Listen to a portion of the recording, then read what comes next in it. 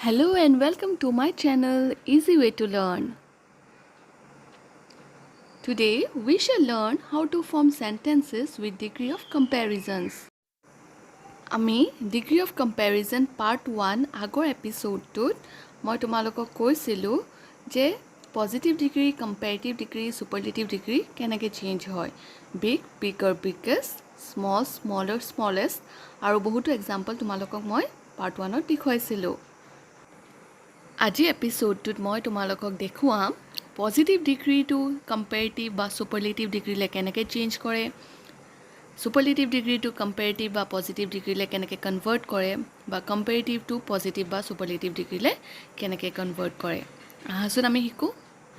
এটা এক্সাম্পল আমি চাই লওঁ। এই চেণ্টেন্সটোলৈ মন কৰা, the Brahmaputra is the biggest river in Assam. ইয়াত এডজেক্টিভ আছে কোনটো, বিগেষ্ট, আৰু এইটো কোনটো ডিগ্ৰীত আছে, সুপাৰলেটিভ ডিগ্ৰী। এতিয়া আমি এই সুপাৰলেটিভ ডিগ্ৰী চেণ্টেন্সটো পজিটিভ ডিগ্ৰীলৈ কেনেকৈ কনভাৰ্ট কৰিম চাওঁচোন। যিহেতু বিগেষ্টটো সুপাৰলেটিভ ডিগ্ৰী, তাৰ পজিটিভ ডিগ্ৰীটো কি হ'ব, বিগ হ'ব। চ' আমি চেণ্টেন্সটো এনেধৰণে লিখিব লাগিব, ন' আদাৰ, তাৰপিছত শেষৰটো চেণ্টেন্সৰ শেষৰকেইটা, river in Assam is as big as the Brahmaputra. মানে মিনিংটো একেই, আমি বিগেষ্টৰ সলনি পজিটিভ ডিগ্ৰী বিগ লিখিছোঁ। কম্পেৰেটিভ ডিগ্ৰীত আমি কেনেকৈ লিখিছোঁ, the Brahmaputra is bigger than any other river in Assam. বিগাৰটো কম্পেৰেটিভ ডিগ্ৰী, সেইটো আমি জানো। যিহেতু কম্পেয়াৰ মানে কি, কম্পেয়াৰ মানে তুলনা কৰা, সেইকাৰণে আমি দেন ব্যৱহাৰ কৰিছোঁ। তোমালোকৰ যাতে মনত থাকে এইকেইটা পইণ্ট তোমালোকে নোট ডাউন কৰি ল'বা। যেতিয়া আমি পজিটিভ ডিগ্ৰীলৈ কনভাৰ্ট কৰিম তেতিয়া আমি কেনেধৰণে লিখিম, ন' আদাৰ, তাৰপিছত বাকীকেইটা শব্দ ইজ, এজ, এডজেক্টিভ, তাৰপিছত এজ, দ্য ছাবজেক্ট। তাৰপিছত কম্পেৰেটিভ ডিগ্ৰীলৈ আনিবলৈ হ'লে আমি কি লিখিম, প্ৰথমতে দ্য ছাবজেক্টটো বহিব, তাৰপিছত ইজ, তাৰপিছত এডজেক্টিভ, তাৰপাছত যিহেতু কম্পেয়াৰ মানে কি তুলনা কৰা, সেইকাৰণে দেন শব্দটো লাগিবই, দেন এনি আদাৰ, তাৰপিছত পিছৰখিনি যিখিনি বাকী থাকে সেই ৱৰ্ডছখিনি লিখিব লাগিব, থাকি যোৱা শব্দখিনি লিখি দিব লাগিব। সুপাৰলেটিভ ডিগ্ৰীত কনভাৰ্ট কৰিবলৈ হ'লে ছাবজেক্ট লাগিব, তাৰপিছত ইজ, দ্য। মন কৰিবা সুপাৰলেটিভ ডিগ্ৰীত এডজেক্টিভৰ আগত দ্য বহে, দ্য, তাৰপিছত এডজেক্টিভ, তাৰপিছত বাকীকেইটা শব্দ আমি লিখি সুপাৰলেটিভ ডিগ্ৰী সম্পূৰ্ণ কৰিম।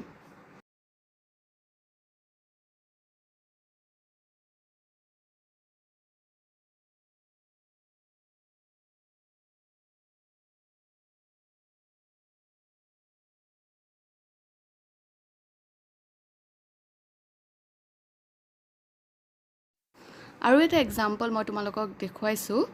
The dog is more faithful than any other animal. প্ৰথমতে তোমালোকে মন কৰিব লাগিব এইটো কোনটো ডিগ্ৰীত আছে,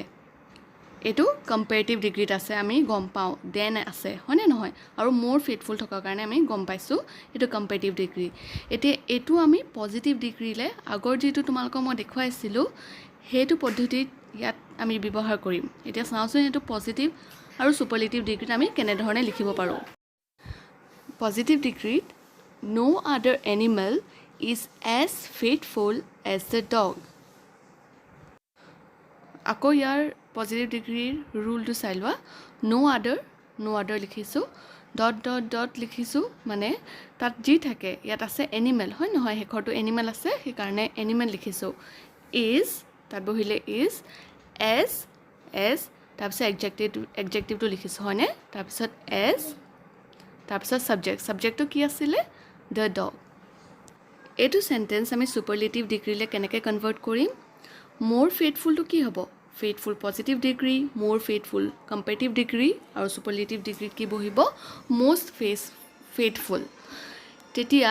আমি আগৰ পদ্ধতিটো সুপাৰলেটিভ ডিগ্ৰী চেঞ্জ কৰাৰ পদ্ধতিটো তোমালোকৰ যদি মনত আছে আমি তেনেধৰণে বহুৱাইছোঁ। দ্য ডগ ইজ, দ্যটো ব্যৱহাৰ হয় মই কৈছোঁ, এডজেক্টিভটো যিটো থাকিব এডজেক্টিভ যিটো চেঞ্জ কৰিম, the most faithful animal. Superlative degree কৰাৰ এটা পদ্ধতিটো এইটো, ছাবজেক্ট subject বহিছে the dog is the তাৰপিছত adjective most faithful তাৰপিছত শেষৰটো কি most faithful animal এতিয়া এই এক্সাম্পলটোলে তোমালোকে ভালদৰে মন কৰা the cow is one of the most useful animals আগৰ যিকিটা বাক্য তোমালোকক মই দেখুৱাইছিলো হেবিলাক বাক্যতকৈ এটো অলপ বেলেগ হয়নে কাৰণ ইয়াত one of the আমি ব্যৱহাৰ কৰিছো আৰু এটো কি ডিগ্ৰী হয় most useful to superlative degree এতিয়া যেহেতু অকমান সেন্টেন্সটো বেলেগ ধৰণৰ one of the আমি এই ওয়াৰ্ডটো ইউজ কৰিছো এই ওয়াৰ্ডগিটা আমি ইউজ কৰিছো ইয়াৰ পজিটিভ ডিগ্ৰীটো আমি এনে ধৰণে লিখিম very few animals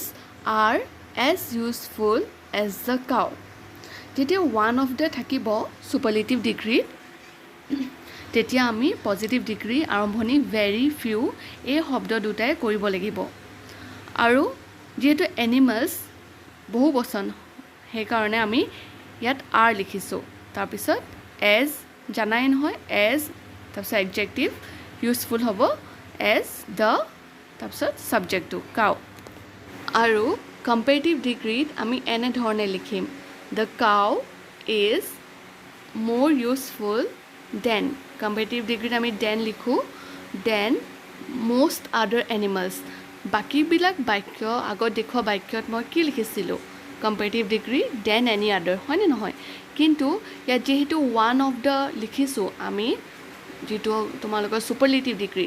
আৰু পজিটিভ ডিগ্ৰী হেকানে very few এদি আৰম্ভ কৰিলো ইয়াত আমি কি লিখিছো most লিখিছো এতিয়া মই তোমালোকক বেলেগ টাইপ অফ সেন্টেন্স দেখুৱাইছো এই সেন্টেন্সটোলে মন কৰা Sima is as tall as Tina এটো কোনটো ডিগ্ৰীত আছে tall টু পজিটিভ ডিগ্ৰী হেতু আমি জানো নহয় এতিয়া এটো আমি কম্পাৰেটিভ ডিগ্ৰীলে সলনি কৰিব লাগিব ইয়াত কি কৈছে Sima is as tall as Tina মানে Sima আৰু Tina সমান ওখ তেতিয়া হলে আমি এটো পজিটিভ ডিগ্ৰী এনে ধৰণে লিখিম Tina is not taller than Sima ইয়াত আমি tall টু কম্পাৰেটিভ ডিগ্ৰী কি হয় taller হয় যিহেতু Sima আৰু Tina একে সমান ওখ সেই কাৰণে আমি not টু ব্যৱহাৰ কৰিছো